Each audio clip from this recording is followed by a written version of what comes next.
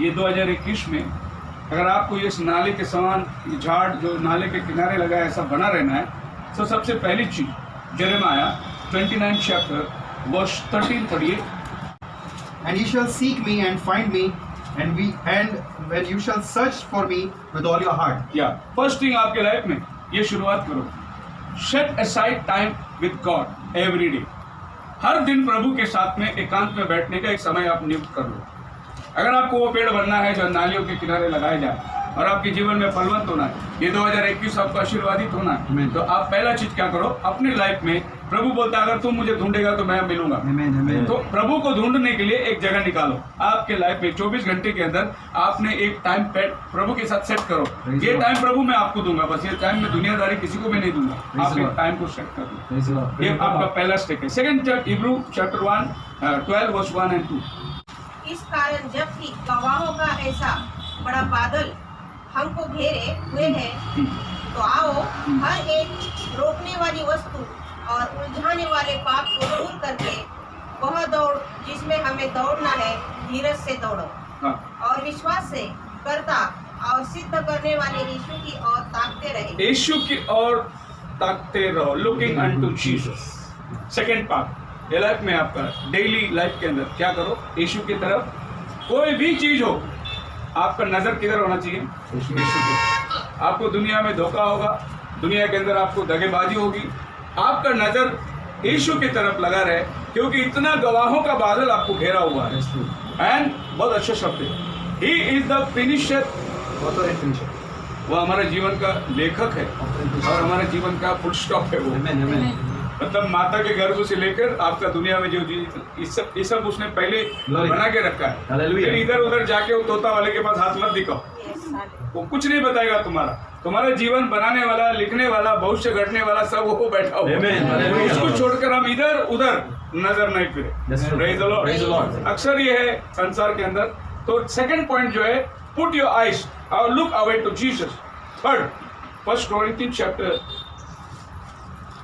6 verse 19 and 20। Or know ye not that your body is the temple of the Holy Ghost, which is in you, which you have of God, and you are not your own. You are not your own। तुम अपने नहीं हो, तुम खरीदे गए हो। तीसरा point आपके लाइफ में याद रखना, तुम अपने who are you and whose are you। तुमको ये मालूम पड़ेगा मैं कौन हूँ, मैं एक विश्वासी हूँ, ठीक, पर तुम किसके हो? You belong to God.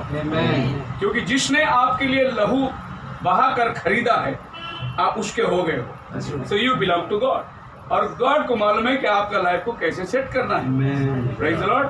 Third point is whose you are, तुम किसके हो। Fourth one, look chapter 16 verse 10।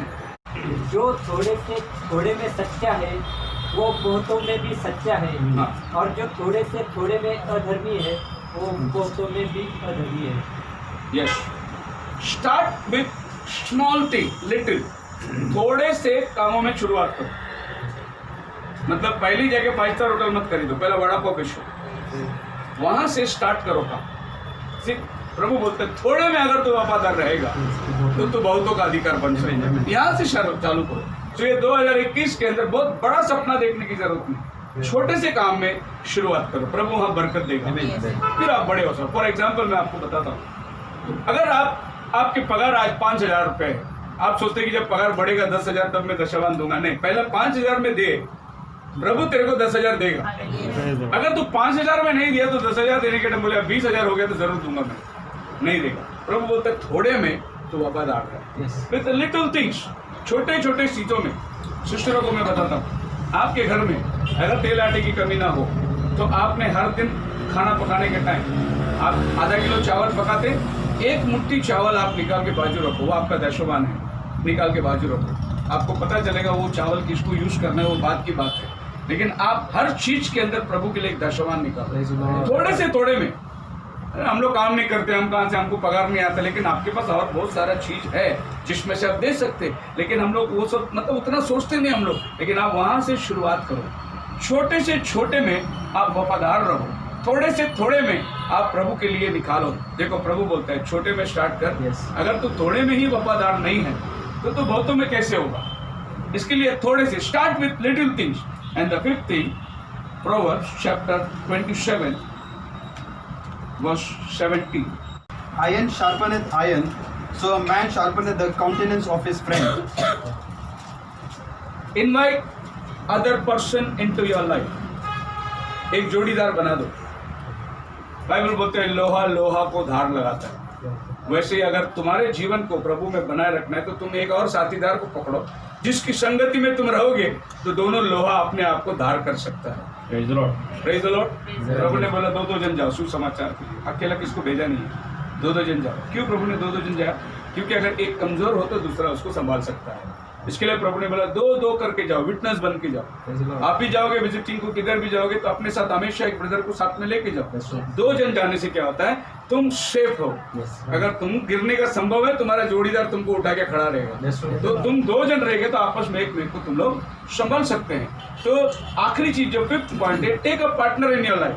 अपने लाइफ में एक, हमारे पास दुनिया में बहुत सारी दोस्ती है, दुनिया में बहुत सारा हमारा ऑफिस वगैरह काम धंधे बरकत, लेकिन आपका स्पिरिचुअल लाइफ के अंदर एक स्पिरिचुअल आदमी को अपने साथ रखो, जहां से आप सोचे कि रोज उसके साथ संगति करें, थोड़ा 1 घंटा उसके साथ बैठे, वचन की बातें हो जाए. देखो आपका बाइबल बोलते हैं जैसे धार लगता है ना, वैसा आपका लाइफ शार्पन हो जाएगा. मतलब आपका तलवार हमेशा तैयार रहेगा. अकेला बैठे रहोगे तो कुछ नहीं होने वाला, वो जंग पकड़ेगा. फिर बहुत दिन ऐसा लगेगा जैसे सब्जी भी नहीं काट सकते, उसमें ऐसे हो जाएगी. तो धार लगाते रहो. सिस्टर लोग के साथ संगति करो.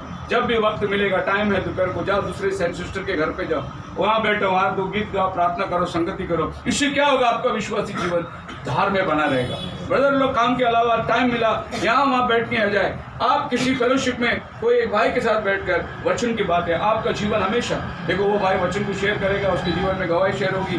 तो ये 5 पॉइंट जो है इस नए साल के पहले कॉटेज प्रेयर में मैं आपको देना चाहता हूँ, ताकि आप लोग अगर इसको फॉलो करोगे, आने वाला साल निश्चित आप उस पेड़ के समान होगे जो नालियों के किनारे लगाया गया, अपने ऋतु में वो फलता है, उसके पत्ते कभी मुरझाते नहीं, वो हमेशा हरा भरा दिखता है.